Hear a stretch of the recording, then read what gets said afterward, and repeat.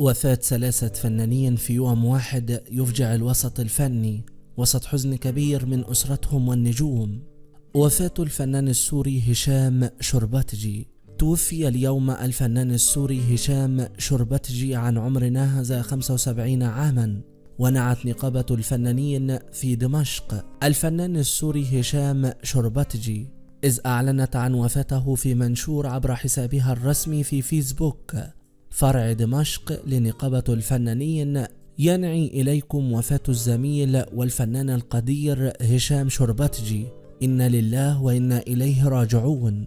وعانى الفنان السوري الراحل من انتكاسات في صحته بعد جلطة دماغية أصيب بها قبل نحو عامين. وحاز هشام شربتجي على لقب شيخ الكار، إذ يعد من مؤسسي نهضة الدراما السورية خلال 25 سنة الأخيرة. ولد الفنان الراحل في العاصمة دمشق في مارس العام 1948، ونال بكالوريوس أكاديمية الفنون من المعهد العالي للفنون المسرحية في القاهرة، وبعدها سافر إلى ألمانيا لاستكمال دراسته. تمكن الفنان السوري الراحل هشام شربتجي من وضع بصمته في الأعمال الكوميدية السورية خاصة، وكانت انطلاقته مع سلسلة مرايا، كما شارك في إخراج نسخة من المسلسل السعودي طاش مطاش. وسبق أن خصص الفنان ياسر العظمة أولى حلقات برنامجه عشرة عمر، الذي يتحدث من خلاله عن تجربته مع زملائه من الفنانين في مسلسل مرايا للمخرج الراحل، واصفا إياه بالصديق، وكيف انطلقا معا في عالم الفن والشهرة. يذكر أن آخر مسلسلات الفنان السوري مذكرات عشيقة سابقة، وهو عمل سوري لبناني مشترك. تزوج الفنان هشام شربتجي من سيدة مصرية قبل أن ينفصل عنها، ولديه منها ولدان هما يزن ورشا شربتجي، التي تعد واحدة من أبرز المخرجات في الساحة الفنية العربية. واستذكر الفنان السوري ياسر العظمة صديقه الفنان الراحل هشام شربتجي، الذي وافته المنية اليوم عن عمر ناهز 75 عاما إثر معاناته مع المرض. وعلى حسابه الرسمي في موقع إنستغرام كتب الفنان ياسر العظمة: بدأنا مسيرة الفن معا، فاستعذبنا البدايات واقتحمنا الدروب الشائكة وأزلنا الكثير من الصعاب. كما شارك الفنان السوري ياسر العظمة متابعيه صورتين جمعته بالراحل في مرحلة الشباب، وأرفقهما بتعليق مؤثر قال فيه: إن الراحل صديق بداياته وشريك الدروب الصعبة التي قطعها خلال مسيرته الطويلة، معلقا إنهما لم يبخلا يوما في تقديم المساعدة لزملائهم، وكتب: ومهدنا الطريق الوعر لكل من مشى معنا. وبدا الفنان السوري ياسر العظمة حزينا على صديقه الراحل هشام شربتجي في اليوم الذي يوافق عيد ميلاده، معلقا: في يوم ميلادي يرحل صديق عزيز أسكنه الله فسيح جناته. وفي رسالته المؤثرة قدم ياسر العظمة التعازي لعائلة الفقيد قائلا: رحمة الله عليك يا صديقي الغالي هشام، وتعازينا الحارة لابنته المخرجة رشا شربتجي وابنه المخرج والمصور يزن. وفاة الفنان السعودي فهد الحيان. توفي أيضا اليوم الفنان السعودي فهد الحيان بسكتة قلبية عن عمر يناهز 52 عاما، ونعى الراحل عدد كبير من نجوم الفن والإعلام في السعودية والخليج. وقال الفنان السعودي فايز المالكي عبر حسابه على تويتر: اللهم ألطف بأهله ومحبينه، أسأل الله لك الجنة يا فهد، عظم الله أجركم.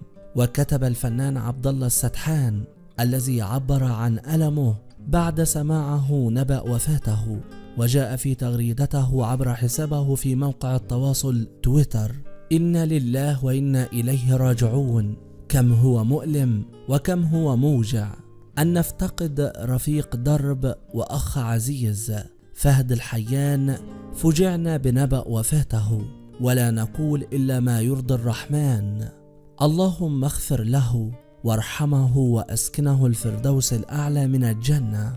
اللهم أنزل على أهله وزويه ومحبيه الصبر والسكينة والسلوان. وقال الفنان عبد الله العصيمي عبر حسابه: رحمك الله إلى جنة الخلد. ورحل الفنان الجميل صاحب القلب الكبير والذكر الطيب الذي أضحكنا كثيرا على مدار سنوات. اللهم اجعله من الضاحكين المستبشرين في جناتك جنات النعيم. إنا لله وإنا إليه راجعون. ويذكر أن الراحل اشتهر بدوره المميز في مسلسل طاش مطاش، وعرفه الجمهور من خلاله، وقدم عدة أدوار مثل شخصية هزار. وفي عام 2006 افتتح شركة إنتاج، ومنها أنتج مسلسل غشمشم، وقدم 6 مواسم 5 منه شاركته البطولة الفنانة هيا الشعيبي. ويشار إلى أنه في يوم 28 ديسمبر عام 2014 أعلن الممثل السعودي فهد الحيان اعتزاله التمثيل بعد مسيرة فنية استمرت لأكثر من 20 عاما، قدم خلالها عددا من الأعمال الكوميدية، ولكنه تراجع عن قرار الاعتزال لاحقا وشارك في بعض الأعمال الكوميدية. وعاش الوسط الفني السعودي والعربي صدمة إثر وفاة الفنان فهد الحيان بجلطة في القلب عن عمر ناهز 52 عاما. وفاة الممثل المصري محمد الأدنداني. وتوفي اليوم أيضا الممثل المصري محمد الأدنداني في مدينة الإسكندرية شمال جمهورية مصر. وتأتي وفاة الأدنداني عن عمر يناهز 82 عاما بعد شهر على وفاة زوجته التي فارقت الحياة في أبريل الماضي. وبدأ الفنان الراحل الذي جرى تكريمه مؤخرا في مهرجان القاهرة للدراما مشواره الفني بتقديم المونولوج، قبل مشاركته في مجموعة من المسلسلات الشهيرة، ومنها مسلسل حكايات ميزو، ومسلسل الأيام، ومسلسل الراية البيضاء، ومسلسل جمهورية زفتة. والفنان الراحل من مواليد عام 1941 بدأ حياته الفنية ككومبارس، ثم قدم أدوار عديدة من أشهرها فيلم 4 في مهمة رسمية مع الراحل أحمد زكي، وفيلم البيه البواب، ومسلسل حكاية ميزو مع الراحل سمير غانم.